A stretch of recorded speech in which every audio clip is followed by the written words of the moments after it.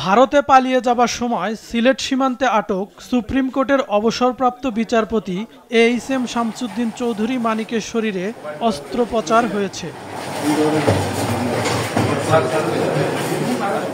শনিবার রাতে Sylhet MAG Osmani medical college হাসপাতালে তার অস্ত্রোপচার হয়।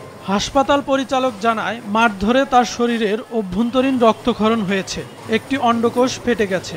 হাসপাতালে তার চিকিৎসা চলছে, এখন তিনি সুস্থ আছেন। ওনার যে স্কোটাম যেটা আছে, স্কোটামটা লেসারেটেড ইনজুরি বলে, যেটা ছিঁড়ে যাওয়া ইনজুরি আর কি, ঠিক আছে, ওই ধরনের ইনজুরি আছে। এবং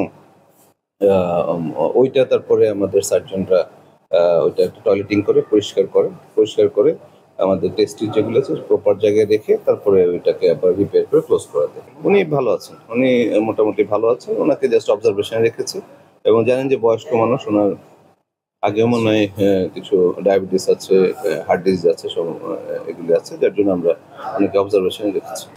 চিকিৎসক আরও জানায়, সীমান্তে আটকের সময়েই তিনি অসুস্থ ছিলেন। কোর্টে তোলার আগেই তার চিকিৎসার ব্যবস্থা করার দরকার ছিল। শনিবার বিকেল 4টার দিকে সাবেক এই বিচারপতিকে সিলেটের চিফ জুডিশিয়াল ম্যাজিস্ট্রেট এক আলমগীর হোসেনের আদালতে নেওয়া হয়। এ সময় আদালত প্রাঙ্গণে বিক্ষুব্ধ জনতা শামসুদ্দিন চৌধুরীকে বেধড়ক কিল ঘুষি মারেন, সেই সাথে ছুঁড়ে মারেন ডিম ও জুতা। মাছরাঙা নিউজ ডেস্ক।